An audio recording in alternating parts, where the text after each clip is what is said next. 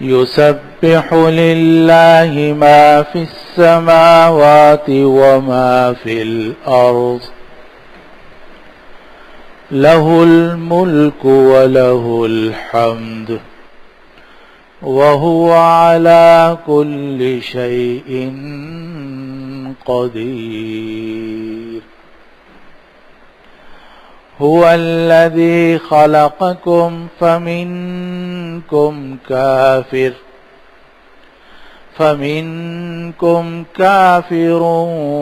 ومنكم مؤمن والله بما تعملون بصير خلق السماوات والأرض بالحق وصوركم فأحسن صوركم وإليه المصير يعلم ما في السماوات والأرض ويعلم ما تسرون وما تعلنون والله عليم بذات الصدور آمنت بالله صدق الله العظيم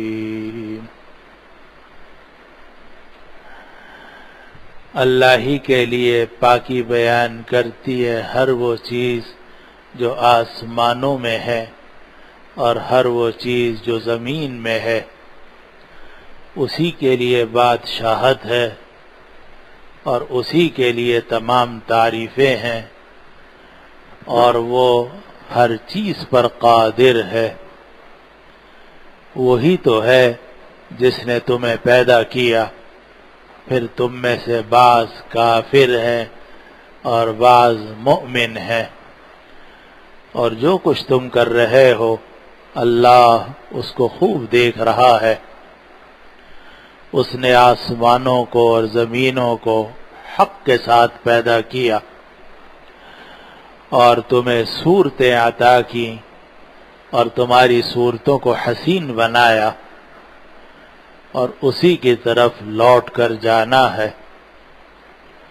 وہ جانتا ہے جو آسمانوں میں ہے اور جو زمین میں ہے، اور وہ جانتا ہے جو کچھ تم چھپاتے ہو اور جو کچھ تم ظاہر کرتے ہو، اور اللہ سینوں کی بات کو بھی خوب جاننے والا ہے۔ یہ ہے ان آیات مبارکہ کا ترجمہ جو آج بھی ہم نے تلاوت کی اور اس سے پہلے پرسوں بھی تلاوت کی گئی تھیں، اور یہ سورۃ التغابن کی ابتدائی 4 آیات ہیں۔ اور جیسا کہ پچھلے درس میں عرض کیا گیا تھا کہ سورت کا نام سورۃ التغابن رکھا گیا،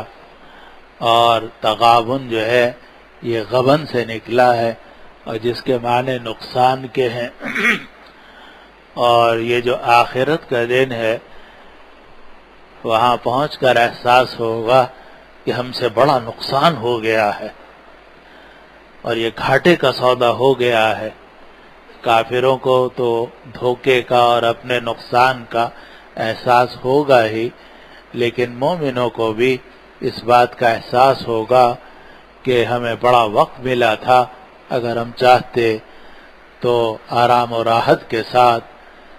اللہ سبحانہ و تعالی کی رضا کے لیے وہ کام کر سکتے تھے کہ جس سے ہمارے لیے جنت کے بلند درجات مقدر ہو جاتے۔ اس لیے وہاں جا کر کافروں کو بھی حسرت ہوگی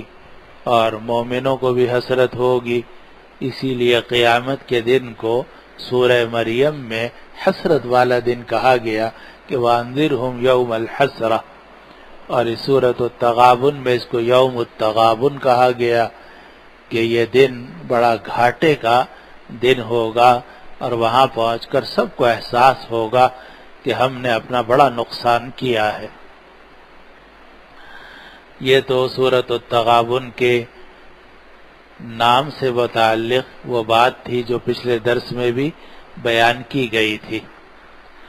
اگلی جو بات میں عرض کرنی ہے وہ یہ ہے کہ یہ سورۃ التغابن ان سورتوں میں سے ہے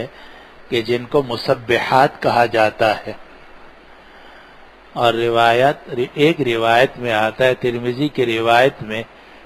اگرچہ وہ روایت حسن غریب ہے مگر اور دوسرے بعض محدثین نے بھی اس کو ذکر کیا کہ نبی کریم صلی اللہ علیہ وسلم سونے سے پہلے مسبحات کی تلاوت کیا کرتے تھے، اور مسبحات سے مراد وہ صورتیں ہیں کہ جن کے شروع میں سبحا یا یسبحو یہ آ رہا ہے۔ چنانچہ 27ویں پارے کے آخر میں سورۃ الحدید ہے، اور سورۃ الحدید شروع ہوئی ہے سبح للہ ما فی السماوات والارض، پھر اس کے ایک سورت چھوڑ کر اگلی سورت ہے سورۃ الحشر، وہ بھی ہے سبح للہ ما فی السماوات وما فی الارض، پھر اس کے بعد سورۃ الصف ہے، وہ بھی یسبح للہ ما فی السماوات وما فی الارض، پھر اس کے بعد سورۃ الجمعہ ہے اور وہ بھی یسبح للہ ما فی السماوات وما فی الارض، پھر اس کے بعد یہ سورت ہے سورۃ التغابن، اور اس کے شروع میں بھی یسبح کا لفظ ہے، یسبح للہ ما فی السماوات وما فی الارض۔ تو یہ 5 صورتیں ہیں،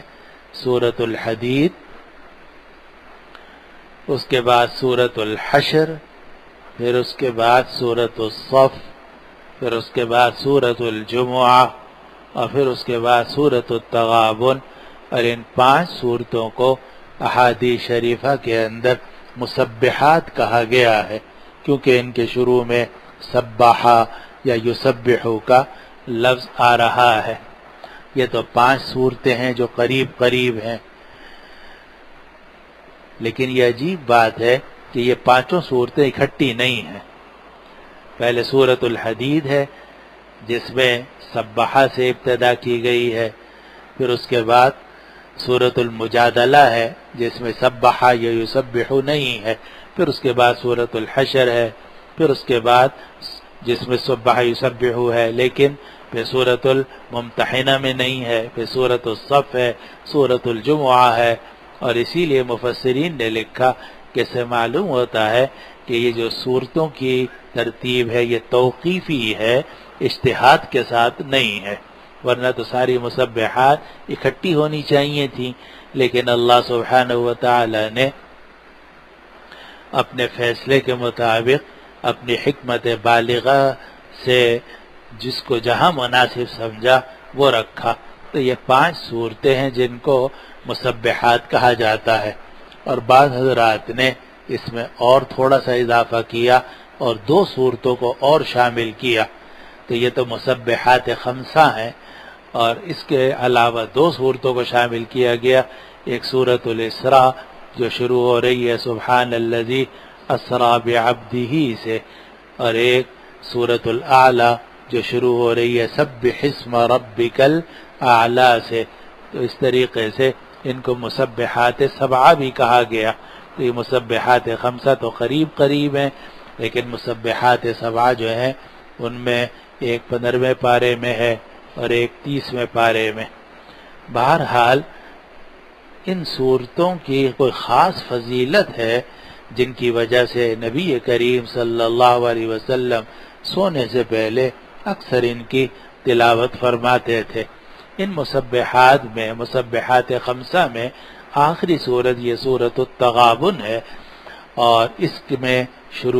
آیت شروع ہوئی ہے کہ یسبح للہ ما فی السماوات وما فی الارض، اللہ ہی کے لیے پاکی بیان کرتی ہیں وہ ساری چیزیں جو آسمانوں میں ہیں اور وہ ساری چیزیں جو زمین میں ہیں، لہ الملک ولہ الحمد اسی کے لیے بادشاہت ہے اور اسی کے لیے تمام تعریفیں ہیں۔ وَهُوَ عَلَى كُلِّ شَيْءٍ قَدِيرٌ، اور وہ ہر چیز پر خوب قدرت رکھتا ہے۔ یہ پہلی آیت ہے اور اس کی ابتدا میں یسبح للہ، اللہ کے لیے پاکی بیان کرتی ہیں وہ ساری چیزیں جو آسمانوں میں ہیں اور وہ ساری چیزیں جو زمینوں میں ہیں۔ تسبیح ہم سب کہتے ہیں تسبیح پڑھ لو، ویسے تو ہم تسبیح جب کہتے ہیں تو مراد وہ تسبیح کے دانے ہوتے ہیں کہ 100 ایک تسبیح پڑھ لو یعنی 100 دانے پڑھ لو، ورنہ تسبیح، تحمید، استغفار، درود شریف، یہ سب جو ہے یہ کلمات ذکر ہیں اور ان میں تسبیح اور تحمید کا بڑا مقام ہے۔ حدیث شریف میں آتا ہے کہ سبحان اللہ آدمی کہتا ہے آدھی ترازو بھر جاتی ہے، الحمدللہ کہتا ہے تو پوری ترازو بھر جاتی ہے اگر دل سے کہا جائے۔ تو یہ تسبیح اور تحمید، اور آپ جانتے ہیں کہ جتنے صیغے تسبیح اور تحمید کے آ رہے ہیں ان سب میں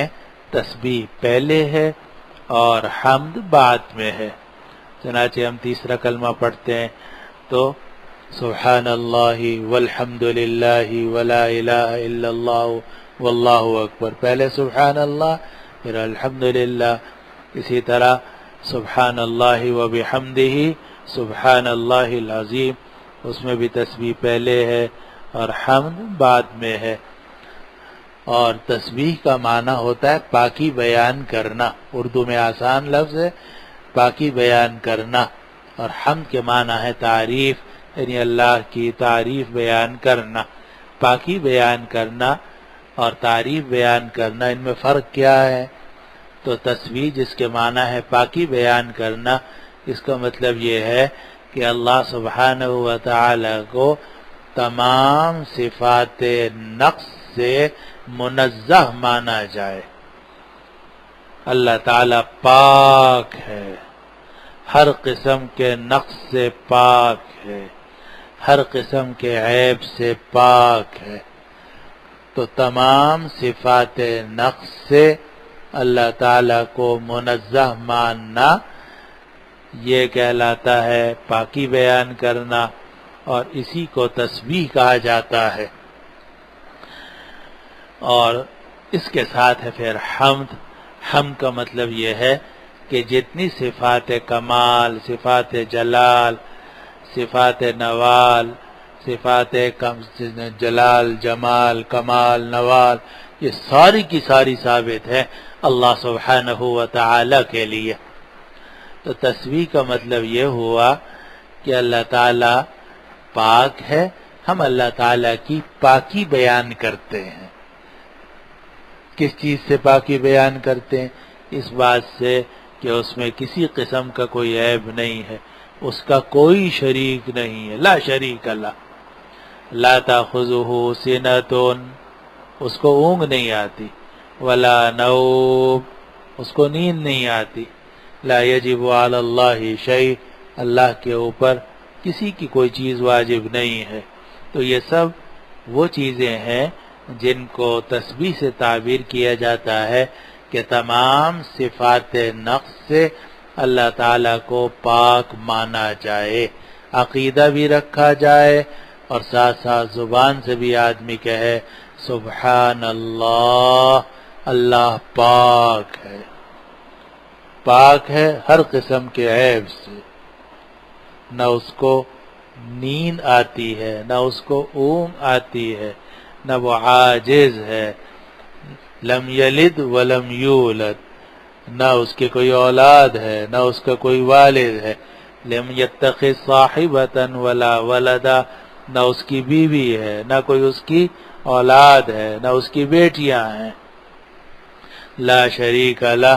اس کا کوئی شریک نہیں ہے۔ یہ ساری چیزیں داخل ہیں کس میں؟ تسبیح میں، کہ ہم اللہ تعالیٰ کی پاکی بیان کر رہے ہیں۔ جب ہم کہتے ہیں لا شریک اللہ، جب ہم کہتے ہیں لا تاخذہ سنۃ ولا نوم، جب ہم کہتے ہیں لم یلد ولم یولد، جب ہم یہ کہتے ہیں لم یتخذ صاحبۃ ولا ولدا، تو اس کا مطلب یہ ہے کہ ہم اللہ تعالیٰ کی پاکی بیان کر رہے ہیں کہ اس کے اندر یہ عیب بھی نہیں، یہ عیب بھی نہیں، یہ عیب بھی نہیں، ہر قسم کے نقص اور عیب سے اللہ تعالیٰ پاک ہے۔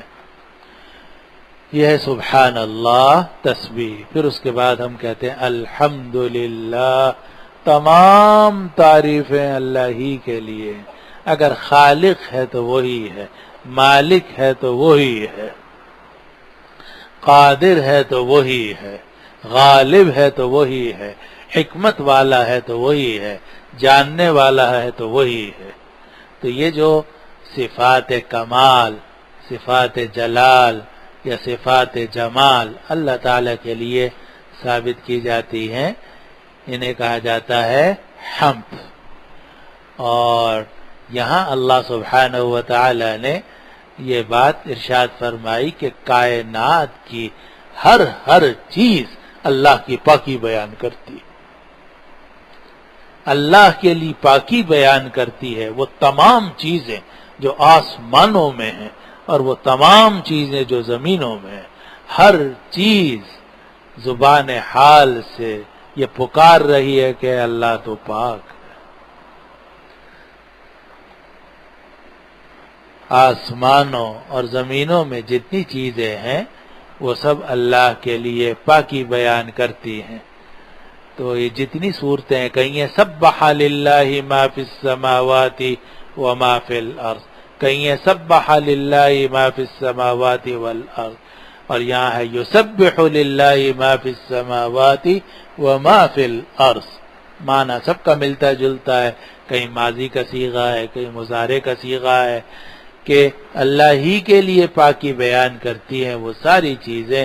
جو آسمانوں میں ہیں اور وہ چیزیں جو زمین میں ہیں۔ اب آسمان میں فرشتے ہیں اور مخلوقات ہیں، اس طرح خلا کے اندر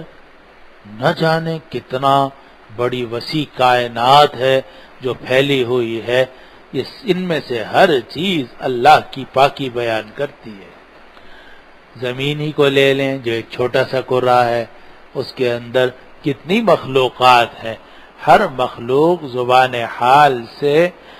اللہ کی پاکی بیان کر رہی ہے، کیونکہ ہر مخلوق کے اندر کچھ نہ کچھ عیب ضرور ہے، ہر مخلوق کے اندر کچھ نہ کچھ عیب ہے۔ جب کچھ نہ کچھ عیب ہے تو وہ یہ اپنی زبان حال سے یہ کہہ رہی ہے ہر چیز کہ اللہ ہم تو ناقص ہیں، ہم تو عیب والے ہیں، مگر اے اللہ آپ پاک ہیں۔ اور یہ تسبیح بڑی عبادت ہے، اور آپ جانتے ہیں کہ جتنے اذکار ہیں ان کے اندر سبحان اللہ، الحمدللہ، لا الہ الا اللہ، اللہ اکبر اور وبحمدہ وغیرہ، یہ افضل الاذکار میں شمار کیے جاتے ہیں۔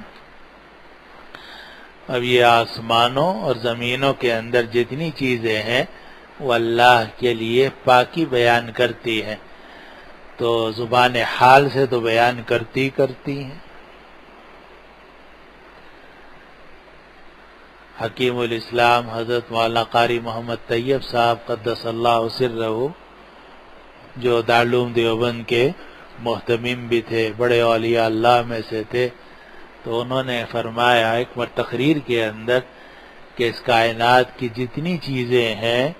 یا قیام کی حالت میں ہیں یا رکوع کی حالت میں ہیں یا سجدے کی حالت میں ہیں یا طواف کی حالت میں ہیں، جتنی چیزیں ہیں یا قیام کی حالت میں، سارے درخت کھڑے ہوئے قیام کی حالت میں ہیں، بہت ساری مخلوق ہے جو ہر وقت رکوع کی حالت میں ہے، چنانچہ جتنے مویشی ہیں جو 4 پاؤں پر یا 2 پاؤں پر چلنے والے ہیں وہ سارے کے سارے رکوع کی حالت میں رہتے ہیں۔ اسی طرح جتنے زمین پر رینگنے والے جانور ہیں یہ وہ چیزیں جو زمین سے چمٹی ہوئی ہیں تو وہ ساری کی ساری سجدے کی حالت میں ہے۔ اسی طرح سورج، چاند اور یہ جو سیارے ہیں یہ سارے کے سارے اپنے خاص مدار کے اندر گردش کر رہے ہیں۔ تو مخلوق جو ہے وہ ہر مخلوق کسی نہ کسی عبادت کی حالت میں ہے، کوئی قیام کی حالت میں ہے، کوئی رکوع کی حالت میں ہے، کوئی سجدے کی حالت میں ہے، کوئی طواف کی حالت میں ہے۔ اور اللہ سبحانہ و تعالی نے انسان کو اور انسان میں مسلمان کو، جو صحیح معنی میں انسان ہے، یہ توفیق عطا فرمائی ہے کہ وہ یہ ساری عبادتیں ادا کرتا ہے۔ چنانچہ وہ کبھی قیام کی حالت میں ہوتا ہے، کبھی رکوع کی حالت میں ہوتا ہے، کبھی سجدے کی حالت میں ہوتا ہے، کبھی طواف کی حالت میں ہوتا ہے۔ اس کی جتنی عبادت کی حالتیں پوری دنیا میں مخلوقات میں پائی جاتی ہیں، وہ ساری حالتیں اللہ سبحانہ و تعالی نے ہم مسلمانوں کو عطا فرما دی، قیام بھی، رکوع بھی، سجدہ بھی، طواف بھی۔ بلکہ اگر انسان جو ہے اس کے دل میں اللہ سبحانہ و تعالی کی محبت ہو اور صبح سے شام تک جو کام کر رہا ہو اللہ تعالی کی رضا کے لیے کر رہا ہو، گھر سے نکل رہا ہے اللہ کی رضا کے لیے، بس کا ڈنڈا پکڑ کے سوار ہو رہا ہے رزق حلال کے لیے، اللہ کے لیے، واپس آ رہا، سارے دن محنت کر رہا ہے رزق حلال کے لیے، اللہ کے لیے، گھر واپس آ رہا ہے، بیوی بچوں کا حق ادا کر رہا ہے اللہ کے لیے، 5 وقت مسجد میں حاضر ہو رہا ہے اللہ کے لیے، بھوکا پیاسا رہ رہا ہے روزے میں اللہ کے لیے، تو اس کی پوری زندگی عبادت بن جاتی ہے۔ وہ ہر حالت میں اللہ سبحانہ و تعالی کی عبادت کر رہا ہے۔ ہمارے دادا حضرت مولانا مفتی محمد شفیع صاحب قدس اللہ سرہ جب اپنے شیخ حضرت تھانوی رحمۃ اللہ علیہ سے بیعت ہوئے تو خط لکھتے تھے، تو اس میں ایک مرتبہ لکھا کہ حضرت مجھے عبادت کا بہت کم وقت ملتا ہے، صبح سے شام تک ان کی مصروفیات تھیں، اور بیوی بچے، غربت اور فقر و فاقہ، اور ساتھ ہی پھر دکان چھوٹی سی قائم کی تاکہ رزق حلال ہو جائے، فتوے کا کام، اور صبح سے شام تک دارالعلوم دیوبند میں تدریس کا کام۔ تو چونکہ کام بہت زیادہ تھے، حالانکہ سب کام دینی کے کام تھے، لیکن جو اصل عبادت ہے، جیسا کہ آپ نے سنا ہوگا ہمارے حضرت شیخ الاسلام صاحب دامت برکاتہم العالیہ سے، کہ یوں تو ساری عبادتیں ہیں لیکن ایک براہ راست عبادت ہوتی ہے، ایک بالواسطہ عبادت ہوتی ہے، تو سارا دن وہ دین ہی کے کاموں میں مصروف رہتے تھے۔ تو حضرت تھانوی رحمۃ اللہ علیہ سے یہ عرض کیا، لکھا کہ مجھے عبادت کی توفیق کم ہوتی ہے اور جتنی عبادت کرنی چاہیے نہیں کر پاتا کیونکہ مشکلات بہت ہیں۔ تو حضرت تھانوی رحمۃ اللہ علیہ نے ان کو لکھا کہ آپ کا تو سارا چلنا پھرنا ہی عبادت ہے،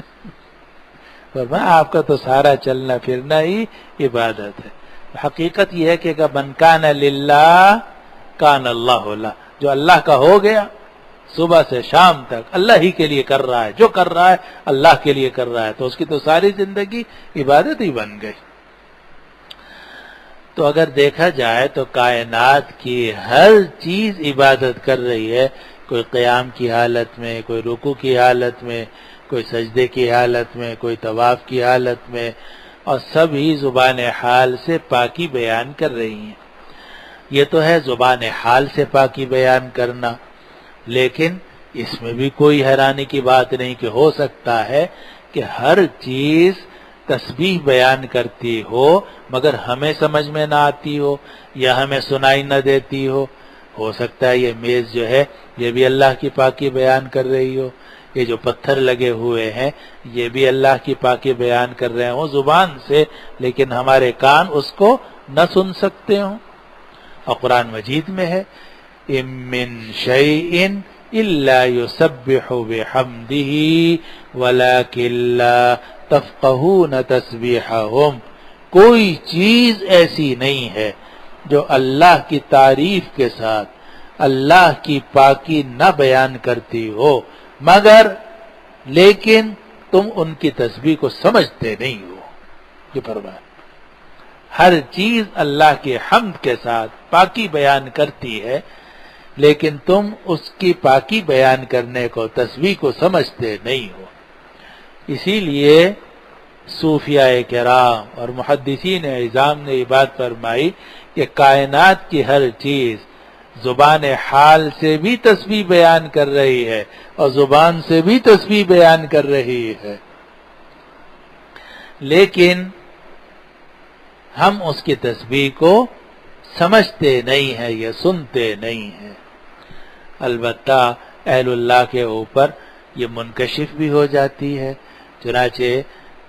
روایات میں آتا ہے کہ صحابہ رضوان اللہ علیہم اجمعین فرماتے ہیں کہ ہم کھانا کھا رہے ہوتے تھے اور کھانے سے تسبیح کی آواز